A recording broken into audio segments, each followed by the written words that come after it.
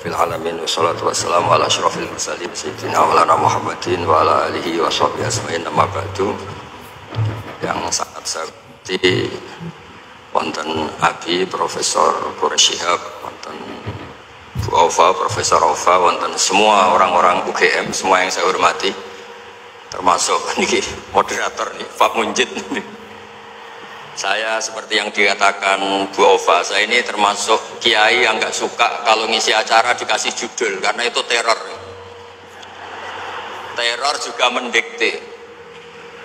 Saya berkali-kali bilang itu ibarat saya ini dokter jantung, ngerti pasien saya itu bahaya karena punya penyakit jantung. Tapi pasiennya tanya cara ngobati jerawat.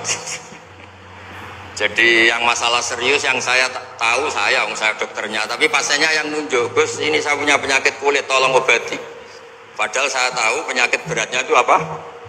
Jantung. Tapi karena ini acara memang harus ada judul, saya terima judul ini, meskipun tadi Pak Mujid bilang ada judul itu berarti ada masalah dalam ukhuwah. Saya tadi karena sudah dipuji ahli Quran, sebelumnya terima kasih, tadi saya sepakat sama Pak Quraish. Terima kasih pada UGM karena sudah memberi gelar Pak Quraish Kiai Haji. Biasanya hanya Profesor Doktor, ini nggak ada Kiai Haji, ini spesial. Jadi ini penganugerahan Kiai Haji dari UGM, lo keren betul. Ini Mbak Naswa harus mencatat itu penghormatan. Ini yang ngasih gelar Kiai Haji itu UGM. Jadi karena nggak punya alumni yang jadi kiai, yang ngasih gelar orang lain gitu. Begini masalah solusi ya. Saya punya sekian cerita, tadi sudah dipuji ahli Quran, saya cerita yang Quran saja. Tidak semua masalah itu penyelesaiannya harus dimarahin atau ditegur atau lewat proses hukum formal atau hukum positif atau pengadilan. Tadi di hotel saya sowan beliau sudah cerita tentang materi yang saya utarakan. Begini ada sekian contoh, dan itu awal dari nggak ada kekerasan, tetap menjaga ukhuwah, karena modelnya penyelesaian yang tidak menyinggung, tidak mengadili, tidak mendiskreditkan, tidak memojokkan. Saya punya sekian cerita dan ini boleh dikolak Pak Munjid untuk ngiai di UGM, saya sahkan tanpa hak royalti. Saya itu sering Prof, kiai-kiai yang jadi balak sering terima kasih sampai Gus, alhamdulillah kulaannya bisa saya jual katanya. Karena saya ini sudah kiai resi, gak mau kemana-mana, tapi yang kulaan banyak diretailkan. Terus terima kasihnya sama saya, dan karena saya ikhlas ya ada dapat royalti. Tapi sudahlah, royaltinya surga saja. Saya cerita yang rileks-rileks. Khalilur Rahman Ibrahim itu pernah ingin, karena penat ya, mikir umat itu penat, capek, ingin masalahnya selesai dan nggak mungkin selesai, sehingga beliau minta umur panjang supaya punya waktu panjang untuk menyelesaikan problem umat. Sama Allah nggak dijawab. Ada orang tua yang sudah renta tua sekali, karena Nabi Ibrahim itu adalah terkenal dermawan, dipanggil terus dikasih kurma. Dikasih kurma itu makan itu meler lagi, makan meler lagi. Terus Nabi Ibrahim masuk kamar, ya Allah saya batalkan doa minta umur sampai tua. Ternyata engkau jawab, kalau terlalu tua kayak itu.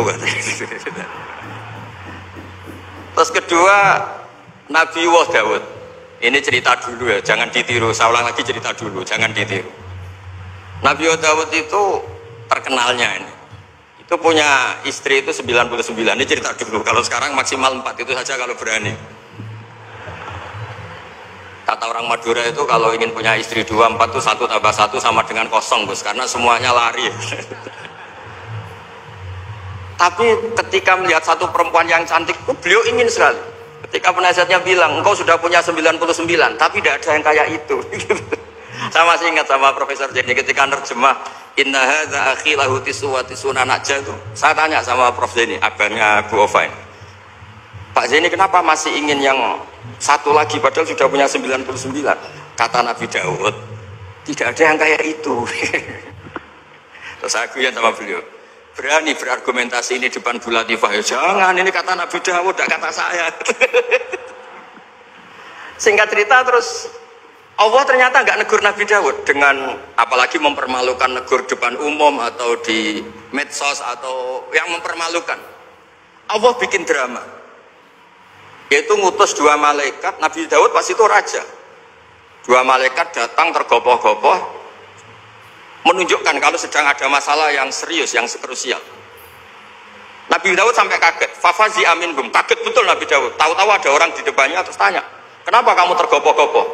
Saya ini punya masalah berat ya Nabi Allah Daud. Apa masalah kamu? Ini saudara saya sudah punya kambing 99. Minta saya yang punya kambing hanya 1. Gimana cara jenengan? Oh kamu udah adil, kamu rakus, dimaki-maki yang punya 99. Sudah ini keputusan final, sudah, pulang. Bareng setelah pulang, itu gue banget kata Nabi Daud. Enggak ditegur, Allah pakai drama. Jadi masalah sekarang adalah amar ma'ruf nahi mungkar sudah kehilangan seni bikin yang tanpa masalah, yang tidak menimbulkan masalah baru gitu. Jadi intinya itu ada penyelesaian masalah yang enggak harus seperti itu gitu. Pakai drama, pakai apalah yang. Terus cerita ketiga, banyak peristiwa-peristiwa sosial. Saya ulang lagi, peristiwa-peristiwa sosial yang penyelesaiannya itu juga agak lewat pengadilan. Ada ayat wa Daud wa Sulaiman idh yahkumani fil harthi idh nafashat fihi ghanamul qaum. Itu yang diceritakan di beberapa tafsir. Ada cerita unik begini. Ada 2 perempuan kakak beradik, sama-sama punya anak. Kebetulan sama-sama ganteng. Karena masih kecil itu kan mirip. Saya ulang lagi, karena masih kecil itu mirip. Karena sama-sama Arab, Arab sama Kebumen. Kalau sama Kebumen kan hidungnya beda. Sama-sama Arab, bukan sama-sama Arab, sama-sama ganteng. Singkat cerita, yang satu ini dimakan serigala, anaknya yang satu dimakan serigala. Kemudian semuanya mengklaim yang dimakan tuh anak kamu, bukan anak saya. Sehingga anak satu ini milik saya. Yang satu bilang, ini anak saya yang selamat, yang anak kamu dimakan serigala. Nabi Daud ketika ada pengadilan seperti itu menghukumi yang argumentasinya meyakinkan. Sudah ini milik kamu karena kamu lebih berargumentasi. Setelah keluar, kata Nabi Sulaiman pas itu masih kecil, kalau hakimnya saya, keputusannya tidak seperti itu. Karena Nabi Daud itu demokratis. Saya pokoknya tidak akan keluar dari jalur Quran sebagai pemenuhan, karena saya Profesor Quraisy, Profesor Zain itu orang yang sangat menekuni Quran. Terus kata Nabi Daud, Sulaiman sini, sudah kamu saja yang mengadili. Ternyata apa Nabi Sulaiman itu? Ngambil pisau. Mana anak yang selamat? Ini, udah kita bagi 2 saja supaya gak konflik gitu. Terus ada yang nangis histeris, nangis saya, yang satu tenang saja. Terus sama Nabi Sulaiman, anaknya dikasihkan yang nangis. Ini ibu beneran ini. Berarti ini ibunya beneran ini, anaknya mau dipotong nangis, kamu mesti enggak. Masa anaknya mau dipotong diam aja? Jadi ternyata sebagian pengadilan dulu itu pakai perangkat psikologis. Gak mungkin secara naluri normal orang anaknya mau dipotong membiarkan, itu pasti ada ibunya itu. Akhirnya dimenangkan yang nangis tadi. Jadi banyak cerita di literatur saya. Itu tidak semua masalah atau kemungkaran atau maksiat atau apa itu diselesaikan pakai cara-cara mempermalukan di depan umum atau pidato berapi-api yang mojokkan sana sih. Cerita saya yang terakhir adalah tentang Rasulullah Muhammad SAW. Itu ada orang yang jenisnya hipersek atau hiper. Itu dia mau masuk Islam tuh problemnya karena dilarang zina, dilarang seks bebas. Gaduh di masjid itu. Nabi memang kalau nemuin tamu di masjid karena itu wilayah publik. Nabi tanya, loh kenapa gaduh? Itu ada pemuda yang ingin masuk Islam tapi yasta'dinu fi zina. Dia minta izin supaya tetap boleh zina. Nah, kenapa gaduh? Semua sahabat melarang karena itu nggak mungkin. Makanya nggak boleh ketemu jenengan. Kata Nabi, enggak apa-apa, suruh ketemu saya.